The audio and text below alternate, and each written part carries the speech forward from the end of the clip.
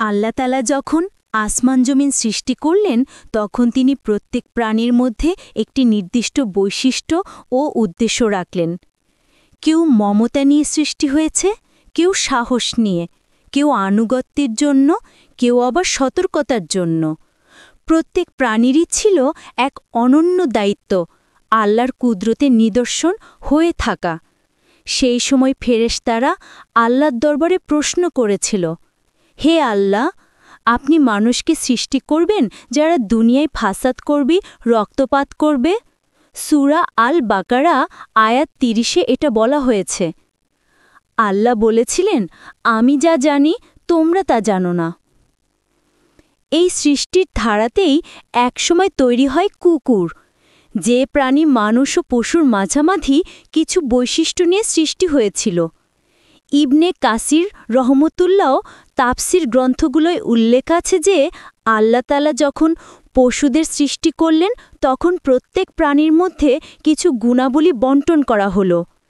সিংহকে দেওয়া হলো শক্তি, হরিণকে দ্রুতগতি, উটকে সহনশীলতা আর কুকুরকে দেওয়া হলো আনুগত্য ও সতর্কতা। কিন্তু কুকুরের সৃষ্টির শুরুটা ছিল এক ভিন্ন গল্পে। আল্লাহ তাআলা যখন হযরত আদম আলাইহিসসালামের দেহ মাটি থেকে তৈরি করছিলেন তখন এক পাশে পড়ে থাকা সামান্য মাটির অংশ থেকে এক বিশেষ প্রাণী জন্ম নিল, যে ছিল আদম আলাইহিসসালামের আগে পৃথিবীর প্রথম রক্ষাকারী প্রাণী। এই প্রাণীটি আদম আলাইহিসসালামের মাটির কিছু অংশ থেকেই তৈরি হয়েছিল, তাই তার মধ্যে মানুষের প্রতি এক গভীর আনুগত্য স্বভাবগতভাবে চলে আসে। ফেরেশতারা অবাক হয়ে দেখলেন এই প্রাণীটি যখনই আদম আলাইহিসসালামের মাটির দেহের দিকে তাকায় তখনই সে মাথা নিচু করে সম্মান জানায়। তখন আল্লাহ বললেন, আমি তোমার মধ্যে আনুগত্য সৃষ্টি করলাম, তুমি হবে মানুষের পাহাড়দার। এইভাবেই কুকুরের সৃষ্টির সূচনা। যখন আদম জান্নাতে অবস্থান করছিলেন তখন তার পাশে নানা প্রাণী ছিল। কুকুর ছিল তাদের মধ্যে এক নিবেদিত প্রাণ সঙ্গী। সে ফেরেশতাদের আদেশ মানত না, কিন্তু আদম আলাইহিসসালামের প্রতি ছিল অত্যন্ত অনুগত। যখন ইবলিস জান্নাতে প্রবেশের চেষ্টা করল তখন ওই কুকুরই প্রথমে তাকে পথ রোধ করে, কিন্তু ইবলিস তাকে প্রতারণা করে বলল, আমি আদমের পুরনো বন্ধু, আমাকে যেতে দাও। এই প্রতারণায় কুকুর প্রতিরোধ করতে পারেনি এবং ইবলিস সেই সুযোগে জান্নাতে প্রবেশ করে হাওয়া আলাইহিসসালামের সাথে কথা বলে। এই ঘটনার পর আল্লাহ তাআলা কুকুরকে বললেন, তুমি আমার আদেশ রক্ষা করতে ব্যর্থ হলে, তাই তোমার দেহে অপবিত্রতা প্রবেশ করবে, তবে তোমার আনুগত্য থাকবে মানুষের জন্য। এভাবেই শুরু হয় কুকুরের আনুগত্য ও অপবিত্রতা, দুই বিপরীত গুণের সমন্বয়। নুহু আলাইহিসসালামের যুগে যখন আল্লাহর নবী হযরত নুহু আলাইহিসসালাম মহাপ্লাবনের সময় প্রাণীদের জোড়া জোড়া করে নৌকায় ওঠাচ্ছিলেন তখন কুকুরও ছিল তাদের মধ্যে একটি। বলা হয় নুহের নৌকার দরজায় এক কুকুর দাঁড়িয়ে পাহারা দিত। কেউ কাছে এলে সে গর্জন করত যাতে শত্রু ঢুকতে না পারে। কিন্তু একই সাথে নুহু আলাইহিসসালাম লক্ষ্য করলেন তার দেহে দুর্গন্ধ ও অপবিত্রতা। তিনি দোয়া করলেন, হে আল্লাহ, কেন এই প্রাণীর দেহে এত অশুদ্ধতা? আল্লাহ তাআলা ওহী পাঠালেন, আমি তাকে এমন করেছি যাতে মানুষ বুঝে নেয় বাহ্যিক পরিচ্ছন্নতা যতই হোক, অন্তরের পবিত্রতা না থাকলে তা মূল্যহীন। ইবনে আব্বাসের রাদিয়াল্লাহু আনহু এর বর্ণনায় আছে যে হযরত ইব্রাহিম আলাইহিসসালামের একবার এক বাগানে কুকুর প্রবেশ করে ফল নষ্ট করছিল। তিনি সেটিকে তাড়িয়ে দিলেন, কিন্তু আল্লাহর ওহী এলো, তুমি যে কুকুরকে তাড়ালে আমি তাকে তোমার বাগানের রক্ষক বানিয়েছিলাম, সে তোমার জন্য নয় আমার আদেশে এসেছিল। হযরত ইব্রাহিম আলাইহিসসালাম তখন গভীর চিন্তায় মগ্ন হলেন। প্রত্যেক প্রাণীরই আল্লাহর ইচ্ছা অনুযায়ী কাজ করার দায়িত্ব আছে। এখন আসি কোরআনে বর্ণিত কুকুরের অন্যতম শ্রেষ্ঠ কাহিনী আসহাবে কাহাফ। যুবকরা যখন আল্লাহর দ্বীন রক্ষার জন্য গুহায় আশ্রয় নিল, তখন তাদের সাথে ছিল এক কুকুর। কোরআনে বলা হয়েছে, তাদের কুকুরটি গুহার দরজায় 2 পা প্রসারিত করে শুয়েছিল। সূরা আল কাহাফ আয়াত 18।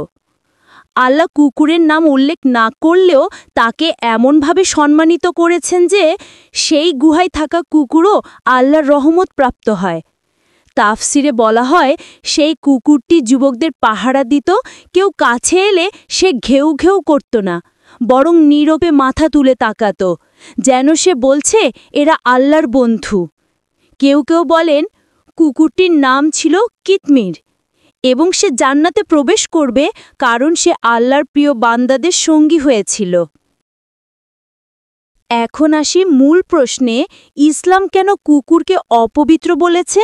হাদিস শরীফে এসেছে, রাসূলুল্লাহ সাল্লাল্লাহু আলাইহি সাল্লাম বলেছেন, যদি কোনো কুকুর তোমাদের পাত্র চেটে দেয় তবে তার 7 বার ধুতে হবে, প্রথমবার মাটি দিয়ে। সহিহ মুসলিম। এখানে অপবিত্রতা বলতে বোঝানো হয়েছে নাজাসাত গালিজা, অর্থাৎ শারীরিক অশুদ্ধতা, বিশেষ করে তার লালা বা থুতু। কিন্তু তার দেহ নিজে অপবিত্র নয়, বরং তার লালা ও থুতু দ্বারা সংক্রমণ বা রোগ ছড়ানোর কারণে এটি নিষিদ্ধ করা হয়েছে। আধুনিক গবেষণাও দেখা গেছে কুকুরের লালায় এমন ব্যাকটেরিয়া থাকে যা মানুষের দেহে গেলে ক্ষতি করতে পারে। সুতরাং ইসলাম এখানে ধর্মীয় ও চিকিৎসাগত উভয় দিক থেকে সতর্কতা দিয়েছে। একদিন রাসূল সাল্লাল্লাহু আলাইহি সাল্লাম এক সাহাবীর ঘরে প্রবেশ করতে চাইলেন, কিন্তু দরজায় কুকুর ছিল।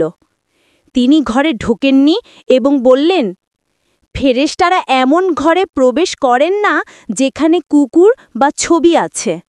সহিহ বুখারী।